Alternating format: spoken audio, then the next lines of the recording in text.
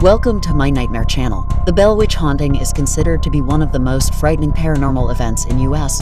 history. It occurred from 1870 to 1821 in the rural town of Adams, Tennessee, and became the subject of numerous books, articles, and films.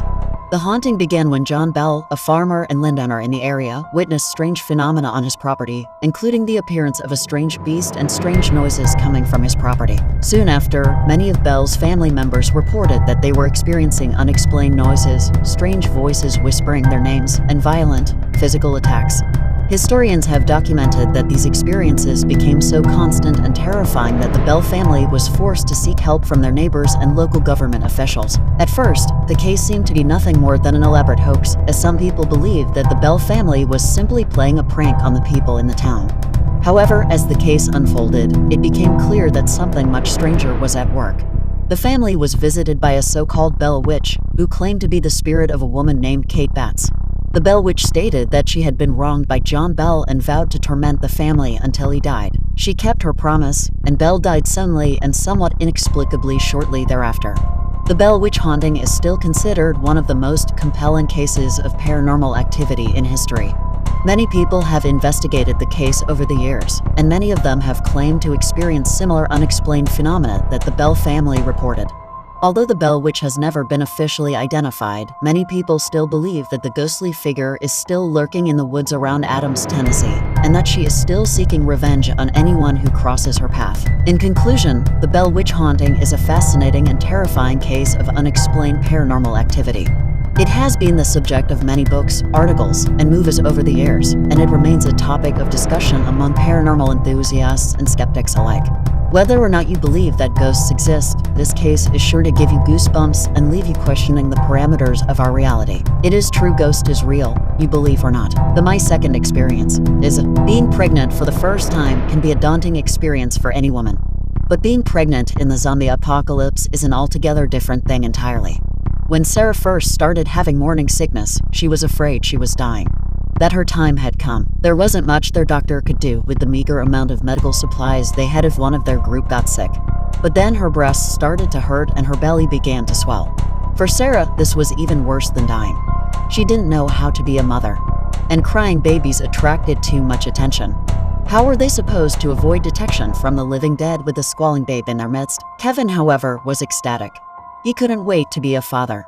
He never seemed to be worried about anything. He was so brave. His joy quelled some of Sarah's fears. That was until he went out on an excursion for supplies with 3 other men and never came back.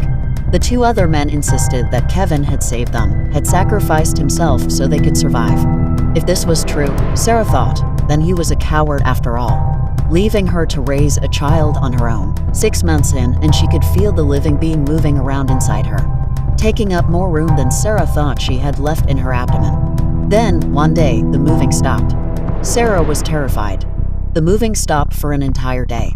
But when Sarah woke the next morning after a night of worried, uncomfortable tossing and turning, the moving was back.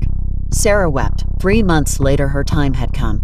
The labor pains had started and the other women fawned over her, holding her hands and whispering reassurances. Their doctor was at her side for nearly 36 hours. At last, the time had come for that one final push. Sarah pushed with all her might, and she felt the child evacuate from her body. The doctor took the child aside, but Sarah could hear its shrill cries. She'd done it.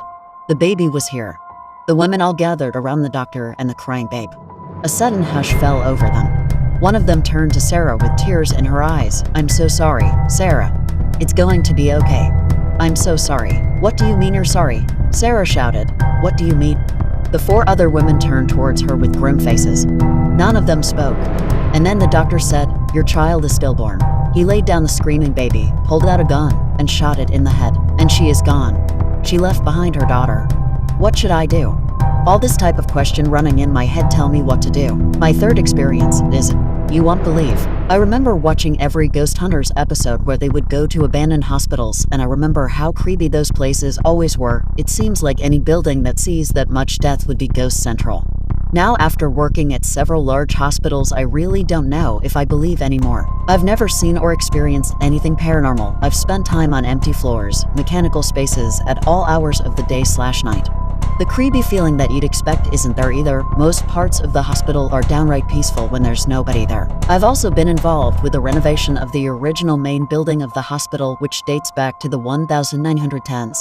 You'd think that with a ton of changes going on in such an old space, there would be tons of activity, but again, there's no activity, no feelings of dread or creepiness.